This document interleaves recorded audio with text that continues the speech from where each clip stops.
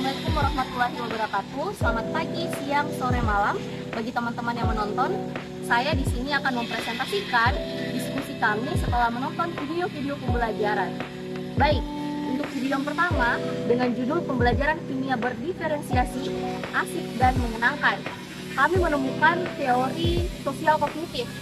Dia berada di menit 31 sampai menit ke-54, di mana di situ kami menemukan bahwa guru menyampaikan dan menyuruh siswa menulis permasalahannya dalam pembelajaran dan kemudian mendapatkan respon dari siswa berupa surat. Kemudian teori yang kami temukan selanjutnya itu cybernetik, menit ke-4 sampai menit ke-7. Di situ siswa menggunakan media aplikasi wheel atau roda putar acak, di mana saat proses pembelajaran mereka disesuaikan memilih model pembelajaran yang mereka inginkan menggunakan aplikasi tersebut. Teori terakhir yang kami temukan di video pertama yaitu teori belajar konstruktivisme, di mana di sini kami temukan di menit ke-7 lewat 6 detik sampai menit ke-7 lewat 55 detik, di mana siswa diarahkan oleh gurunya untuk membuat tabel periodik menggunakan kertas karton yang kemudian mereka sendiri akan menggolongkan unsur-unsur tadi menjadi ke dalam unsur logam atau non logam. Nah, ternyata dari video pembelajaran berdiferensiasi dan menyenangkan ini juga terdapat teori behavioristik. Teori behavioristik ini ditemukan pada menit kedua lewat 52 detik sampai pada menit ketiga lewat 15 detik, di mana pada menit tersebut guru memberikan stimulus berupa tugas interaktif yang direspon oleh siswa berupa pertanyaan dan kemudian tugas interaktif tersebut dipresentasikan oleh siswa.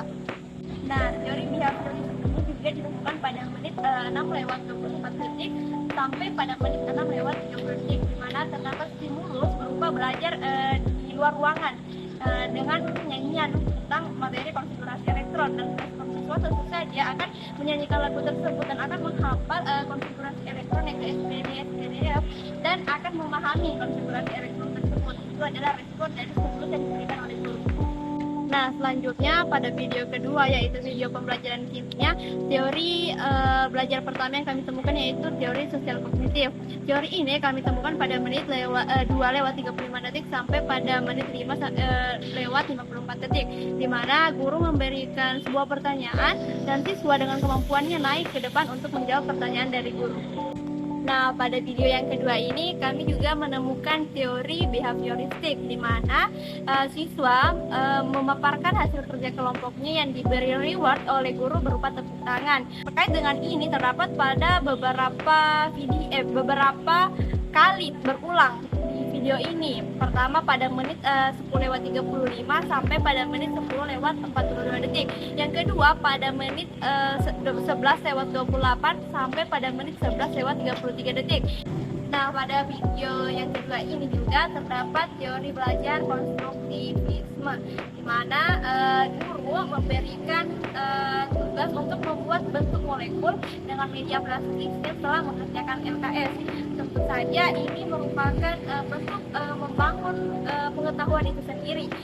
Nah, pada video yang kedua ini juga terdapat teori belajar sibernetik. Teori belajar sibernetik pada video pembelajaran ini ditemukan pada menit 14 lewat 37 sampai pada menit 14 lewat 50 detik, di mana guru memberikan tugas membuat untuk molekul melalui aplikasi pada komputer masing-masing siswa. Nah, selanjutnya untuk video yang ketiga yaitu pembelajaran PJBL pada materi indikator asam basa.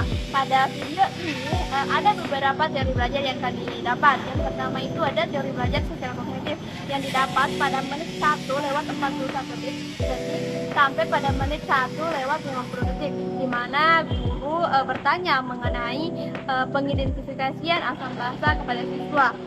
Nah, pada video ini juga kami menemukan teori behavioristik. Teori behavioristik ini ditemukan pada menit 8 lewat 50 sampai pada menit 9 lewat 2 detik, di mana siswa yang telah melakukan praktikum itu menyampaikan hasil praktikum yang telah dilakukan.